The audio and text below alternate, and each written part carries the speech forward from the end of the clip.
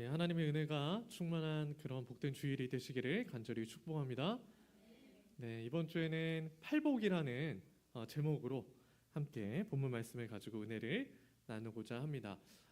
예수님께서 5장부터 7장까지 보면은, 오늘 말씀에 보면은 5장부터 7장까지 보면은 예수님께서 산에 올라가십니다. 등산을 하셔서 산에 올라가셔서 그곳에서 이제 말씀을 가르치십니다. 그래서 산에서 가르치는 복음이다 하여서 상상순이다 이렇게 말씀을 하시고, 산상설교다 이렇게 말씀을 하십니다. 이 설교의 첫 번째 파트가 바로 이 팔복이라는 설교입니다. 오늘 말씀에서는 팔복 중에 앞에 네 가지의 복을 함께 다루고자 하고요. 다음번 때는 다음에 있는 그 복들을 함께 나누고자 합니다. 먼저 1절 말씀을 함께 볼까요? 1절 말씀 같이 한번 읽어보겠습니다. 1절 말씀입니다. 같이 읽겠습니다. 시작. 예수께서 무리를 보시고 산에 올라가 앉으시니 제자들이 나아온지라. 아멘. 1절 말씀을 보시면은 마태가 무리와 이 제자들을 나누는 모습을 살펴볼 수가 있습니다. 그러니까 예수님의 기적을 보기 위해서, 그리고 기적이 있다라는, 사람들을 고쳤다라는 그런 것 때문에 너무 놀랍고 호기심 때문에 따라온 사람들이 있었다면, 반대로 자신의 모든 것을 내어놓고, 자신의 직업과 부모와 자신의 꿈마저도 내어놓고 예수님을 전적으로 따랐었던 그런 제자들이 오늘 본문에서 등장하고 있는 것이지요. 예수님께서는 멀리 있었던 어떤 무리를 보시고 그 무리들에게 말씀을 전하시기 위해 다가가는 장면이 오늘의 말씀입니다. 누가복음 8장에 보면요, 오늘은 산이 아니다 평지다 이렇게 나와 있어요. 그래서 학자들이 이걸 보면서 뭐라 그랬냐면 산 중턱일 것이다 이렇게 이야기를 했습니다. 산 중턱에 평평한 지역이 있고 그곳에서 무리들이 예수님의 설교를 잘 들을 수 있는 그런 환경이었을 것이다 이렇게 추측을 하기도 합니다. 그곳에서 예수님께서는 말씀을 가르치시게 됩니다. 첫 번째 근데 말씀을 가르치시기 전에 뭘 하시냐면 자리에 앉으십니다. 이 당시에 랍비들이 주로 이렇게 중요한 어떤 공식적인 내용들을 가르치거나 공식 석상에서 중요한 얘기를 할 때 앉고는 했었습니다. 무조건 앉는 건 아니었지만 앉을 때가 있었습니다. 그러니까 예수님께서는 정말 진지하게 자신을 따르는 그런 자들, 혹은 하나님의 그 자녀로서 영원토록 나와 함께할 의향이 있는 자들을 위해서 아주 중요한 말씀을 하고 계심을 암시하고 있는 것이지요. 그리고 이 절에 보시면 이렇게 입을 열어서 가르치신 첫 번째 복에 대해서 말씀을 하고 계십니다. 첫 번째 복을 제가 한번 읽어드립니다. 3절입니다. 심령이 가난한 자는 복이 있나니 천국이 그들의 것이며 라고 이렇게 나와 있습니다. 여기서 복이라는 것은 어떤 감정적인 상태의 복이 아닙니다. 하나님께서 지속적으로 내려주시는 그런 복을 의지합니다. 유대인들은 이러한 복을, 이러한 그 당시의 사람들은 복이라고 했을 때 이러한 의미로 생각을 했습니다. 굉장히 아름다운 곳과 아름다운 섬이나 어떤 자연 속에서 계속해서 머무르고 싶은 그런 느낌이 드는 그런 마음들, 계속 그런 것을 가리켜서 복이다라고 이렇게 이야기를 했습니다. 우리가 하와이나 또 괌이나 이런 데 가보면, 안 가봤지만 아무튼 거기서 머물고 싶은 마음이 있잖아요. 언젠가 한번 가보겠습니다. 아무튼 그럴 때 이런 마음이 있다라는 것입니다. 마찬가지로 하나님께서 나와 함께 계신다라는 것을 느끼는 것, 하나님께서 내 삶에 관심을 기울이시고 귀를 기울이고 계신다라는 것을 느끼는 것, 그것이 참된 복이다라는 것입니다. 근데 이런 복이 오늘 말씀에 첫 번째로 누구에게 주어지느냐? 바로 심령이 가난한 자다라고 이렇게 이야기를 하고 있습니다. 여기서 가난하다라는 것은 두 가지 의미를 동시에 지닙니다. 첫 번째로는 기사회생이 불가능할 정도로 경제적으로나 사회적으로나 소외되거나 억압받는 자를 의미하기도 합니다. 동시에 그런 상황에서도 불구하고 정말 하나님을 갈급하게 찾고자 하는 사람들, 그런 자들이 바로 심령이 가난한 자다, 이렇게 이야기하고 있는 거예요. 그러니까 내 손에는 지금 아무것도 없어요. 그럼에도 불구하고 세상과 세상의 어떤 부나 권력을 쫓기 위해서 살아가는 것이 아니라 하나님의 그 갈망, 하나님을 향한 그 소망을 의지하면서 살아가는 것, 그러한 목마름이 있는 것, 그것이 바로 심령이 가난하다라는 것입니다. 그러니까 오늘 말씀을 쉽게 풀면 이거예요. 여전히 갈망을, 어떤 상황 가운데서도 갈망을 하는 자, 그 사람이 바로 복이 있다라는 것입니다. 또 두 번째 복 있는 사람을 한번 또 살펴보겠습니다. 이 4절입니다. 우리 4절은 같이 한번 읽겠습니다. 시작. 애통하는 자는 복이 있나니 그들이 위로를 받을 것이며 라고 나와 있습니다. 아멘. 오늘 말씀에서 이 애통이라는 이 단어, 헬라어로는 아픔이다 라고 이렇게 나와 있어요. 그러니까 이 당시에는 이 최대한 자신의 그 언어 중에서 제일 가장 아픈 상황을 나타낼 때 이 단어를 사용했습니다. 그러니까 가장 큰 슬픔과 고통스러운 마음을 나타낼 때 쓰는 단어입니다. 주로 이 단어를 언제 쓰느냐?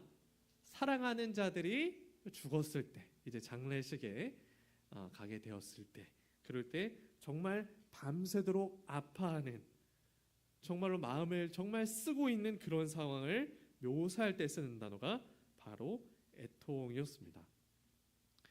이 단어는 구약 성경에서 야곱에서 너무 아꼈던 그의 요셉이 죽었다라는 그 소식을 들었을 때 있죠. 요셉이 죽었다는 소식을 야곱이 들었을 때 이 애통이다라는 단어가 쓰여지게 됩니다. 그러니까 정말 눈에서 절절히 나오는 그런 콸콸콸 나오는 그런 눈물, 참을 수 없는 그런 슬픔이 있을 때 이 애통이 있다라고 나와 있는 거예요. 그런데 이 자들에게도 뭐가 있대요? 오늘 말씀을 보니까요, 복이 있다라는 것입니다. 그런데 오늘 말씀의 본문에서도 아까 마찬가지로 경제적으로나 사회적으로나 억압받는 자들에 대한 그런 고통의 의미만 담고 있지는 않습니다. 동시에 내 개인적인 죄나 이스라엘의 죄를 향한 어떤 슬픔과 애통이 그 속에서 담겨 있을 때 이런 의미로 자주 사용이 됩니다. 그러니까 이 회개에서의 그 애통과 그 슬픔이다라는 것입니다. 에스라서에서도 보면요, 에스라서에서 에스라가 이스라엘의 백성들이 하나님의 말씀을 어기고 이방인들과 결혼을 하고 그런 사건이 나오게 됩니다. 그때 이 에스라가 무엇을 했느냐? 머리를 뜯습니다. 그리고 수염도 뜯어냅니다. 그러면서 아주 망연자실한 그런 모습으로 비탄에 빠지게 되는 것이죠. 그때 이 단어 애통이 사용되는 것입니다. 오늘 말씀에서는 주님은 이러한 애통이 있는 자들에게 복이 있다라고 말씀하셔요. 그리고 그들에게 왜 복이 주어지냐 했을 때 뭐라고 나와 있어요? 위로를 주시기 때문이다라고 나와 있습니다. 여기서 이 위로는요, 감정적인 위로가 아닙니다. 아주 실제적인 이 위로입니다. 그러니까 마치 암 환자가 암에 걸렸을 때 이때까지 오래 잘 살았잖아, 지금의 삶을 돌아봐봐, 의미가 있었어라고 이렇게 그냥 위로를 전달하는 그런 위로가 아닙니다. 실제 죽음을 직면한 그 환자에게 의사 선생님이 기적이 일어났다라고 이야기하는 것이죠. 암세포가 흔적도 없이 사라졌습니다 라는 이러한 진단을 내렸을 때에 그러한 치료의 위로다라는 것입니다. 환자 역시도 그 위로를 들었을 때 아주 기쁠 것이고 그것을 전하는 자 역시도 복음이었을 것입니다. 그것이 바로 오늘 말씀에서 이 위로다라는 것이죠. 그래서 이 애통하는 자에게 진실된 실제적인 복이 있을 것이다 라고 이야기를 하고 있는 것입니다. 세 번째는 또 보겠습니다. 또 세 번째는 제가 읽겠습니다. 5절이에요. 제가 읽겠습니다. 온유한 자는 복이 있나니 그들이 땅을 기업으로 받을 것이며. 아멘.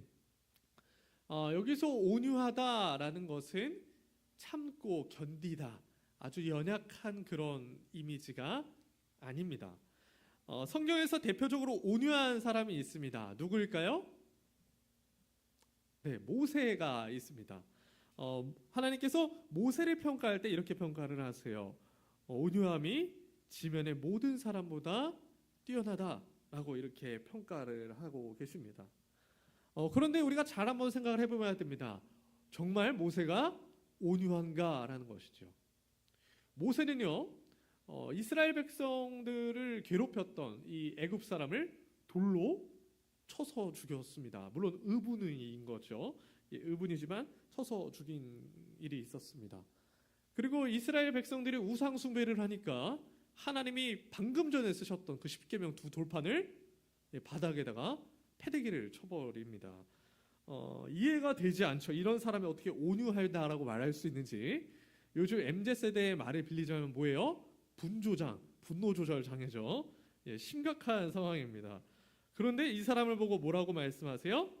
온유하다라고 이야기를 하고 있습니다. 여기서 본문에서 쓰인 이 온유하다라는 것은 하나님을 대하는 태도를 의미를 합니다. 태도를 묘사할 때 사용됩니다. 그러니까 겸손한 마음으로 하나님 앞에서 굴복하고 하나님의 말씀에 순종하는 것, 이것이 바로 온유다라는 것이지요.